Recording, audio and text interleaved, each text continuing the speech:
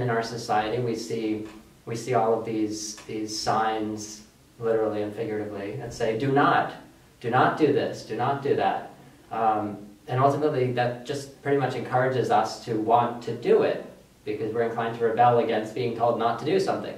And so, ideally, we would actually have signs that say, it would be great if you do this, or something like that. That it would be, please do this. Which already then it's like, oh yeah, maybe I'll consider this person's desires and I'll do it. As opposed to, yeah, I didn't even think of not doing that, but now I kind of want to do that. Don't park here. Well, it looks like a good spot. I think I can't find any other good spots and I want to park here anyway. But if it simply said, please leave this space open, it would feel so different. So, on such a fundamental level, our society often has, focusing our attention where it doesn't want our attention, and then saying, "Don't look there." It's like if you tell a dog, "Don't bite on that couch. Don't chew on that couch."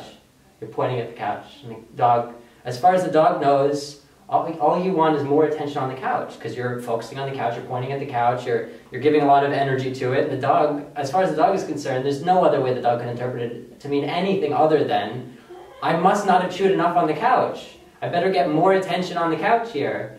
And so, ultimately, it's the same thing with if the dog goes to the bathroom in the house, you really want the dog to go to the bathroom outside. Don't yell at the dog for going to the bathroom in the house, because the dog, it's just wanting your attention. And ultimately, then the dog is going to keep doing whatever is getting your attention, because we tend to prefer negative attention over no attention at all. And so ultimately, ideally, when the dog goes outside, we would actually pet it, and we'd speak nicely to it, and we would give it attention. And when it goes to the bathroom in the house, we just redirect it, bring it outside. When it chews on the couch, we give it a chew toy. Why am I talking so much about a dog? Ultimately, because everyone operates this way, but we often think that we can just use language to communicate something different. But with dogs, it's very obvious. If you speak English, and they don't speak English, then it's not your words that are going to get it to do something. It's where you focus your energy. It's what you seem to be steering it toward, what you're reinforcing.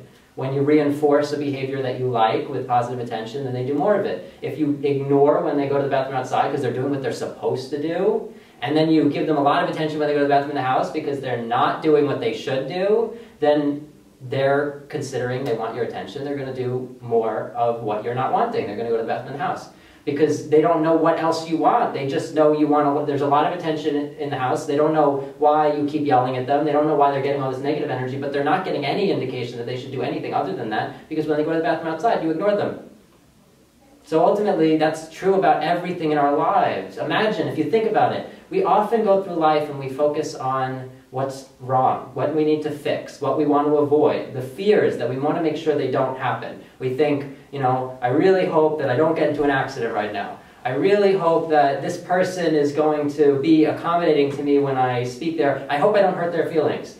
I really feel like I'm not making enough money. I never have enough money for this. I never have enough money for that. I feel like I'm not happy with my body. Look at how miserable I look and how I feel. And we're giving all this energy to these things, and then, this person, they keep treating me badly, and it really bothers me, and I keep trying to get them to change it, but they're not changing.